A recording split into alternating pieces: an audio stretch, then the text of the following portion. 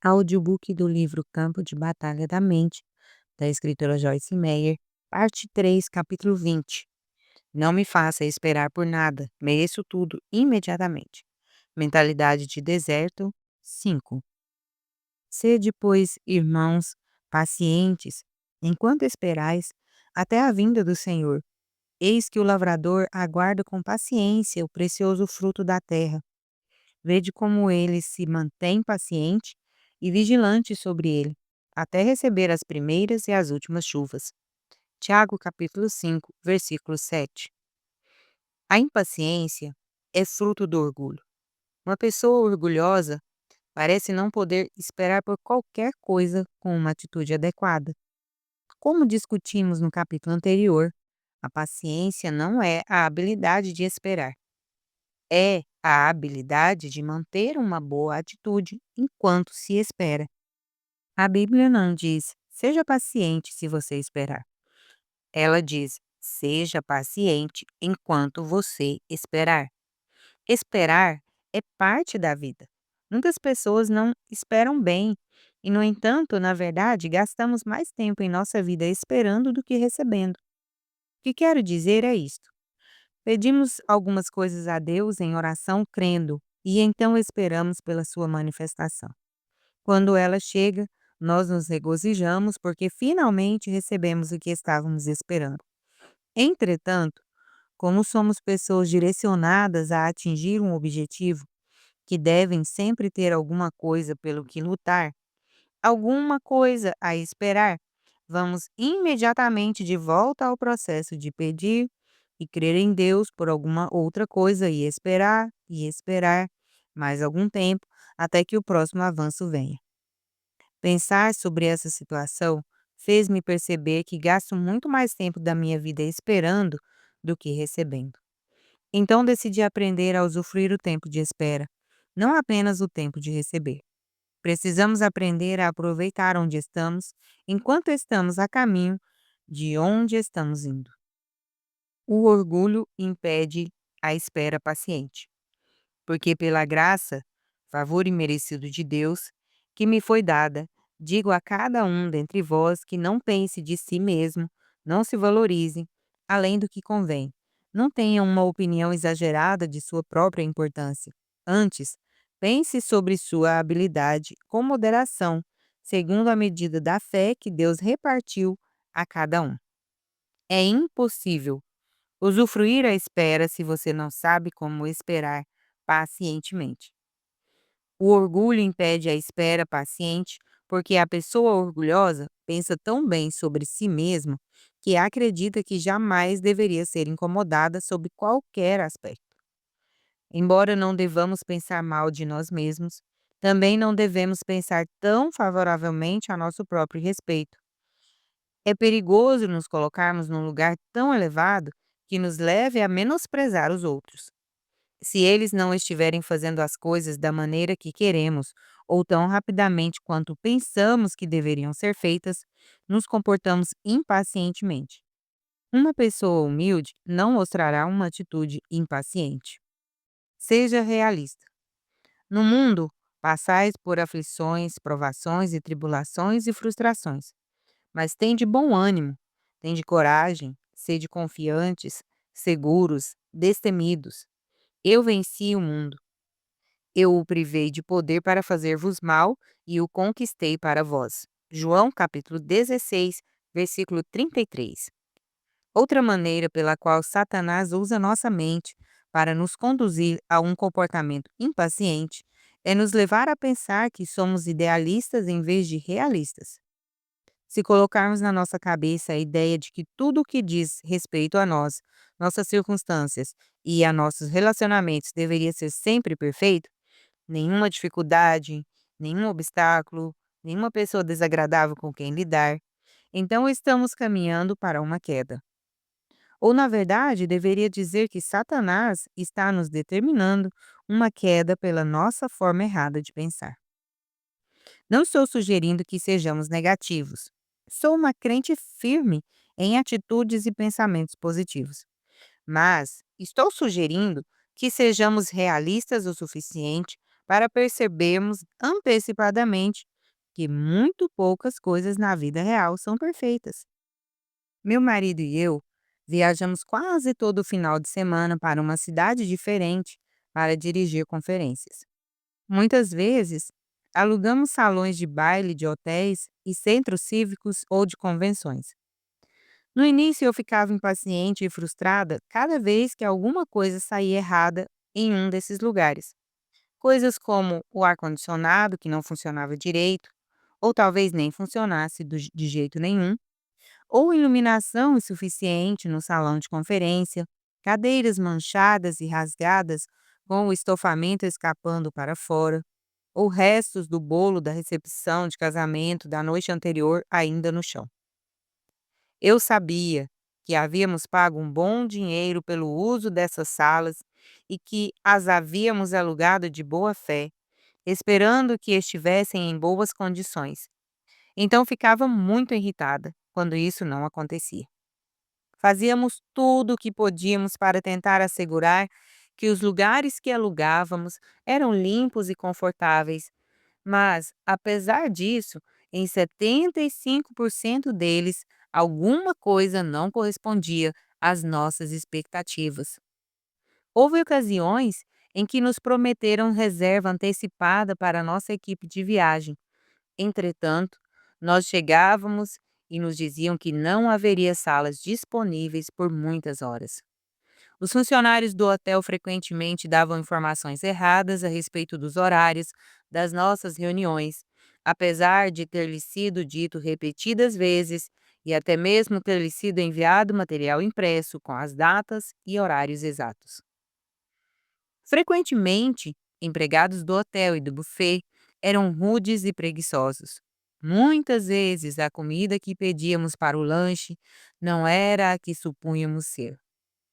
Lembro-me de uma vez em particular, quando a sobremesa servida às nossas mulheres cristãs, aproximadamente 800, foi regada com rum. A cozinha misturou os pratos com os que estavam sendo servidos em uma recepção de casamento. É desnecessário dizer que ficamos um pouco embaraçados quando as mulheres começaram a dizer que a sobremesa tinha gosto de licor. Eu poderia me alongar, mas o ponto é simplesmente este. Ocasionalmente, mas muito raramente, acabávamos num lugar perfeito, com pessoas perfeitas e um seminário perfeito. Finalmente percebi que uma das razões por que essas situações me deixavam impaciente e me comportando mal é que estava sendo idealista e não realista. Não planejo para o fracasso, mas lembro-me de que Jesus disse que neste mundo teríamos de lidar com tribulações, provações, aflições e frustrações. Essas coisas são parte da vida nesta terra, para o crente como também para o descrente. Mas todos os infortúnios do mundo não podem nos ferir se permanecermos no amor de Deus, manifestando o fruto do Espírito. Paciência, poder para perseverar. Revesti-vos, pois, como eleitos de Deus, seus representantes próprios escolhidos, que são santos e amados pelo próprio Deus, revestindo-vos de um comportamento marcado de ternos afetos de misericórdia, de bondade, de humildade, de mansidão, de longanimidade, que é incansável e resignada e tem o poder de suportar o que quer que venha com bom humor. Colossenses capítulo 3, versículo 12. Volto-me para essa passagem frequentemente para me lembrar do tipo de comportamento que deveria estar demonstrando em todas as situações. Recordo a mim mesma que paciência não é minha habilidade de esperar, mas minha habilidade de manter uma boa atitude enquanto espero. A paciência é revelada pelas provações. Meus irmãos, tende por motivo de toda alegria o enfrentardes ou passardes por várias provações de qualquer tipo, ou cairdes em várias tentações, sabendo e entendendo que a provação e teste da vossa fé, uma vez confirmada, produz perseverança, constância e paciência. Ora, a perseverança e a constância e a paciência deve ter ação completa e fazer um trabalho completo, para que sejais pessoas perfeitas e íntegras, sem defeito, em nada deficientes. Tiago capítulo 1, versículos 2 ao 4. A paciência é fruto do Espírito. Gálatas capítulo 5, versículo 22. E é depositada no espírito de cada pessoa nascida de novo. A revelação ou a manifestação da paciência pelo seu povo é muito importante para o Senhor. Ele quer que outras pessoas vejam seu caráter por meio dos seus filhos. O capítulo 1 do livro de Tiago nos ensina que quando nos tornarmos perfeitos, não estaremos precisando de mais nada. O diabo não pode controlar um homem paciente.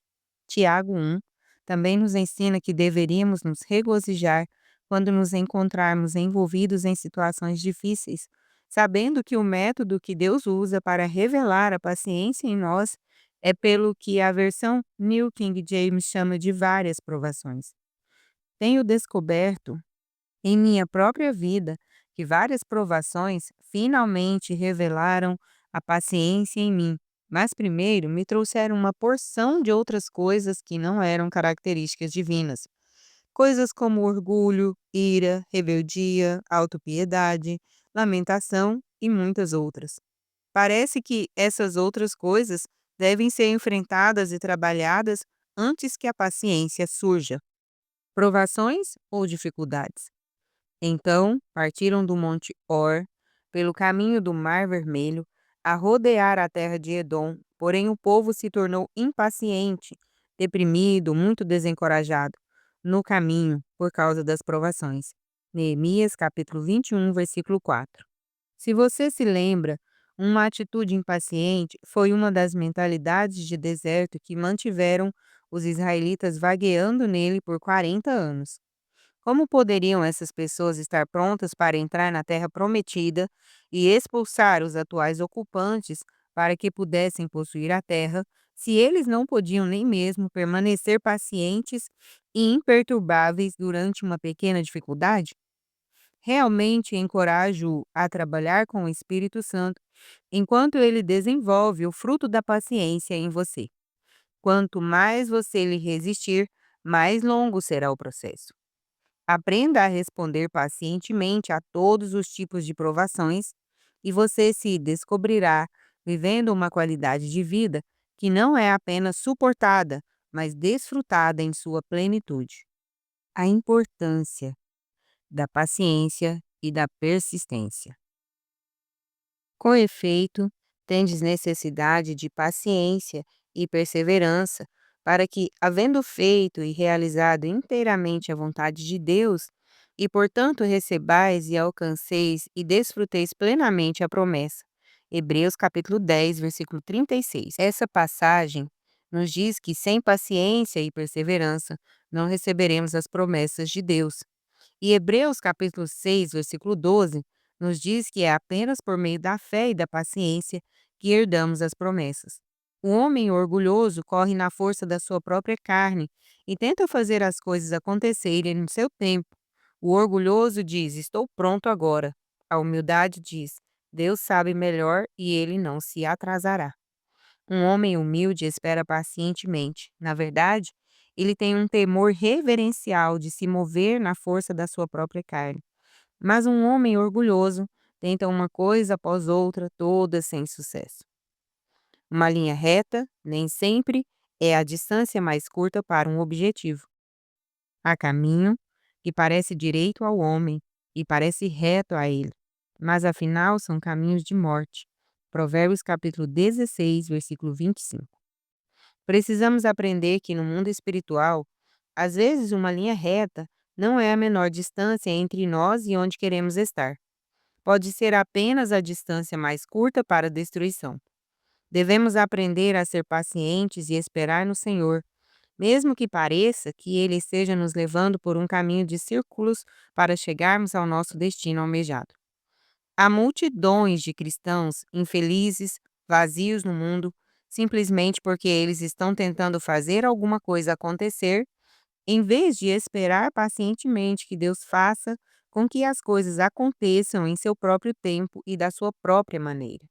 Quando você estiver tentando esperar em Deus, o diabo aprisionará sua mente continuamente, exigindo que você faça alguma coisa. Ele quer movê-lo em zelo carnal, porque sabe que a carne não lucra nada. João capítulo 6, 63 e Romanos capítulo 13, versículo 14. Como vimos, a impaciência é sinal de orgulho, e a única resposta ao orgulho é a humildade. Humilhe-se e espere no Senhor.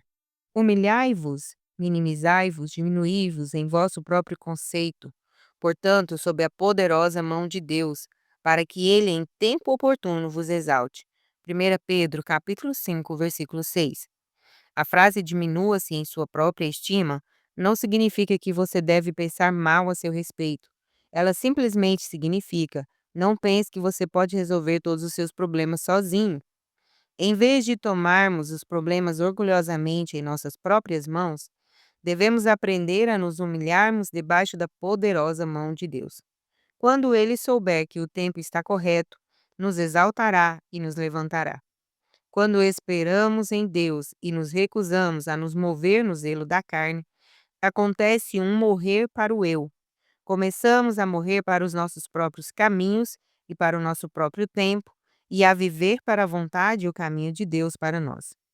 Deveríamos estar sempre prontamente obedientes para fazer qualquer coisa que Deus nos pedisse, mas deveríamos também ter um temor piedoso do orgulho carnal.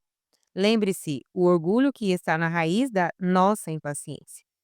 O homem orgulhoso diz: por favor, não me faça esperar por nada, mereço tudo imediatamente. Quando você for tentado a se tornar frustrado e impaciente, recomendo-lhe que comece a dizer: Senhor, quero a tua vontade e o teu tempo.